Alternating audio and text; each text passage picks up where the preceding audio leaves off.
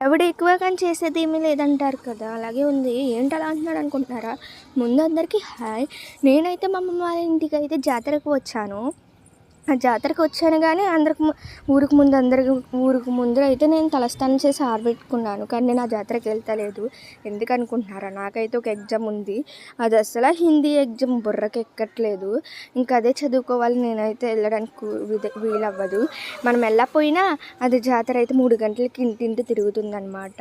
అక్కడ చింపాంజీలు చూసి మా దీక్ష వెనక్కి పరిగెత్తుకొచ్చేసింది. ఎలా వెళ్ళింది అలాగా.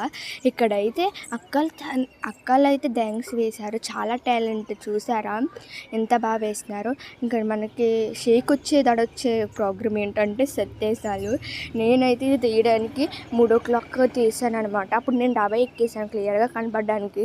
అసలు అక్కడ నుంచుంటే మనకు భయం అనమాట. మీదకి కూడా వస్తున్నాయి అనమాట. నాకు అస్సలు భయం. ఆ కళ్ళుని ఎలా తిప్పుతారో కానీ వేషం వేసినప్పుడు నిజంగా సత్తు అమ్మవారు వచ్చేసినట్లు అనిపిస్తుంది. అక్కడ ఒక మీదేమో ఫోన్ పడిపోయింది. నాది ఎక్కడ పడిపోద్దా అని నేను సరి చేసేసుకున్నాను వెంటనే. ఇంకా వాళ్ళు చూసారా అమ్మవార్లు అయితే ఎక్సలెంట్గా చేశారు. అక్కడ అలా మీదకి వచ్చేసినప్పుడు అందరూ అక్కడైతే ఎవ్వరూ లేరు పరిగనుకోండి. నేను అందుకే ముందు తెలుగుగా డాబా ఎక్కేసాను అనుకోండి. అన్నిట్లో నాకు నచ్చిన ప్రోగ్రామ్ అంటే ఇదేనండి. చింపాంజీలు అనమాట మెయిన్. ఈ ప్రోగ్రాంలో కూడా చింపాంజీలే బాగా నచ్చాయి. అందరినీ పట్టుకుని డ్యాన్స్ వేసేయడం, అందరి మీదకి ఇలా గుండెల మీద కొట్టుకుంటూ వచ్చేయడం చాలా బాగా చేసాయి అనమాట. నెక్స్ట్ గంగిరెద్దులు, పెద్ద మనుషులు చాలా బాగా చేశారు.